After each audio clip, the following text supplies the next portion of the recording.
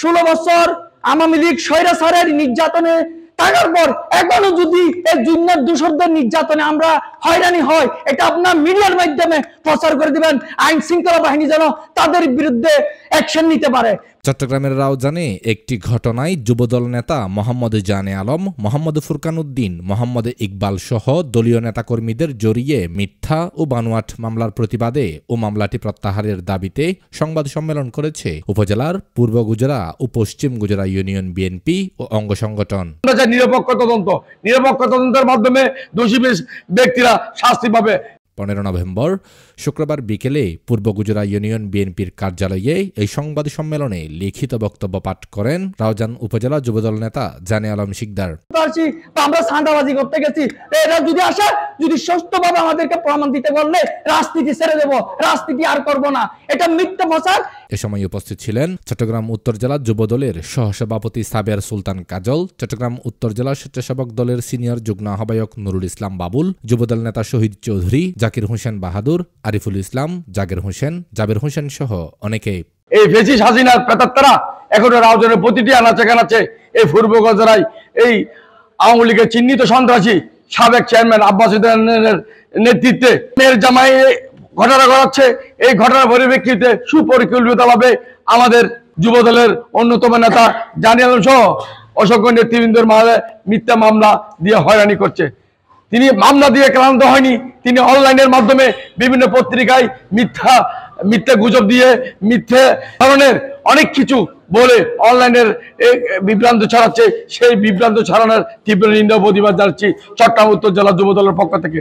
সংগ্রামী সাথী বন্ধুরা, আমরা চাই এই মামলার সুষ্ঠু তদন্ত, আমরা চাই চিহ্নিত সন্ত্রাসীরা গ্রেফতার হোক, তাদের বিরুদ্ধে আইনগত ব্যবস্থা নেওয়া হোক। আমরা চাই না, আমরা চাই নিরপেক্ষ তদন্ত। নিরপেক্ষ তদন্তের মাধ্যমে দোষী ব্যক্তিরা শাস্তি পাবে, নির্দোষরা শাস্তি পাবে না।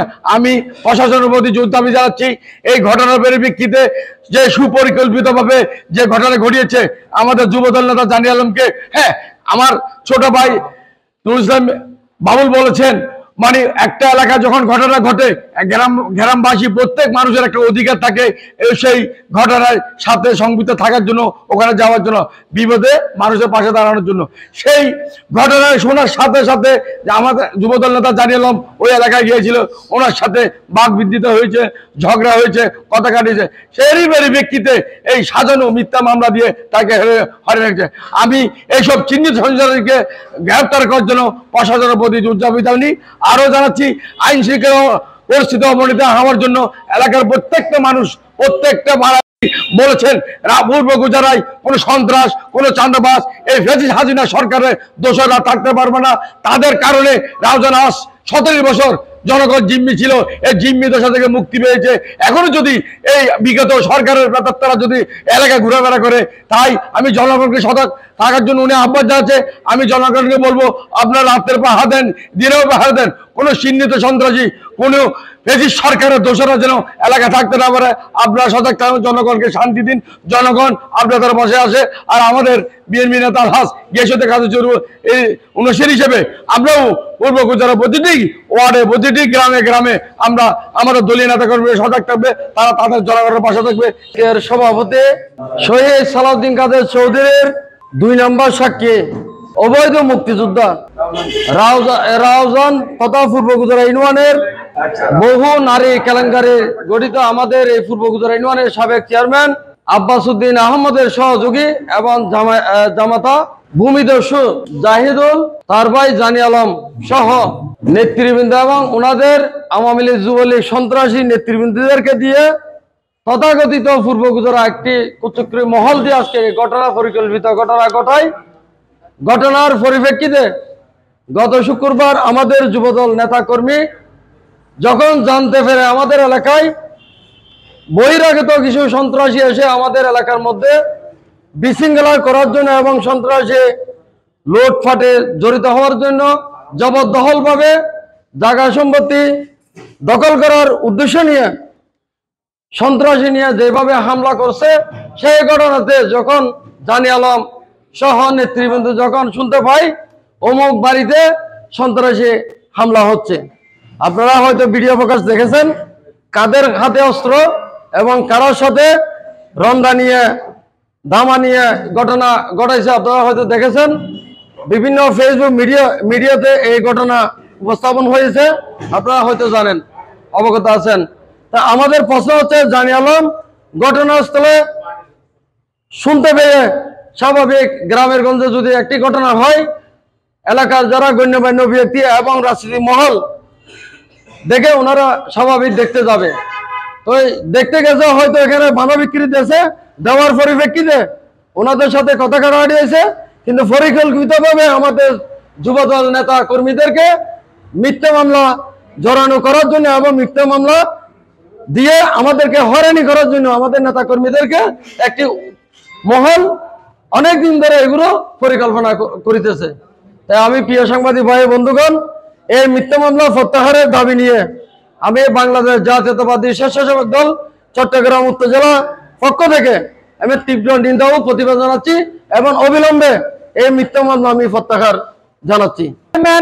আব্বাস উদ্দিন, তার ছেলে রায়হান, তার জামাতা জাহিদুল, তার জামাতা জাহিদুলের ভাই জানি আলম গত শুক্রবারে আমাদের প্রেস মিডিয়ার মাধ্যমে একটা মিথ্যা প্রচার করে আমাদেরকে মানহানি করার জন্য, আমাদের নেতা গিয়াসউদ্দিন কাদের চৌধুরীকে, আমাদের বিএনপিকে বদনামি করার জন্য একটা ষড়যন্ত্র করে ওই জুনিয়র কুখ্যাত সন্ত্রাসী আব্বাস চেয়ারম্যানের জি জামাই এরকম সাহস ঠিকভাবে পাই আমাদের বিরুদ্ধে প্রেস মিডিয়ার মাধ্যমে, গণমাধ্যমে আমাদেরকে মানহানি করার জন্য আমাদের বিএনপির সিনিয়র যুগ্ম আহ্বায়ক ফিরোজ আহমেদ মেম্বার ওই দিন ছিল ডাহা, তারপরও তার নাম দিয়ে ওই প্রেস মিডিয়ার মাধ্যমে যেভাবে একটা আমাদের মানহানি করার জন্য ব্যবস্থা করছে, সেইটা পুরো রাউজানবাসীকে, পুরো এলাকাবাসীকে আমি জানাবো, এই যে আমাদের জন্য মানহানি করার জন্য এবং একটা মামলা করছে, এই ষড়যন্ত্রের বিরুদ্ধে আইনগত ব্যবস্থা নিয়ে আমাদের এই মানহানি করতে চাইছিল।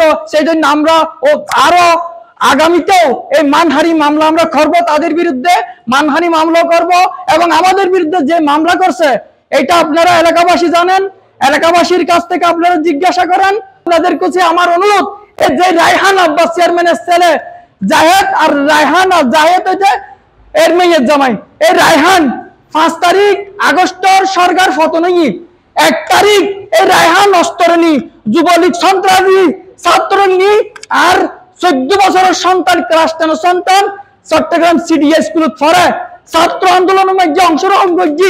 ইয়ান দেখি ইতারা আরেকদিন 1 তারিখ আই আর পরে লেগে গুই লই আইয়ার আর পরে মাঝি রক্তাক্ত করছি, পুরো এলাকাবাসী জানে, পুরো রোজনবাসী জানে।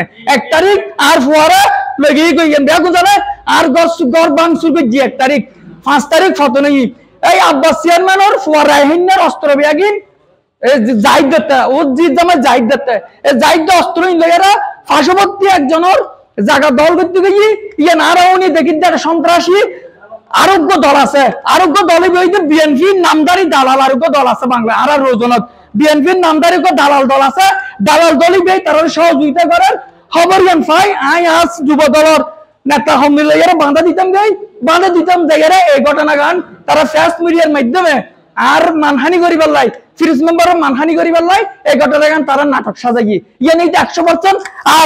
আর যদি সান্দাল যায় আর যদি হনি যায় চ্যালেঞ্জ করলাম সাংবাদিক বিন্দুর সাথে, যদি চ্যালেঞ্জ করছি, যদি কোনো প্রমাণ দিতে পারে আমরা সন্ত্রাসী বা আমরা সান্দাবাজি করতে গেছি, এরা যদি আসে, যদি সুস্থভাবে আমাদেরকে প্রমাণ দিতে বললে রাজনীতি ছেড়ে দেব, রাজনীতি আর করব না। এটা মিথ্যা প্রচার।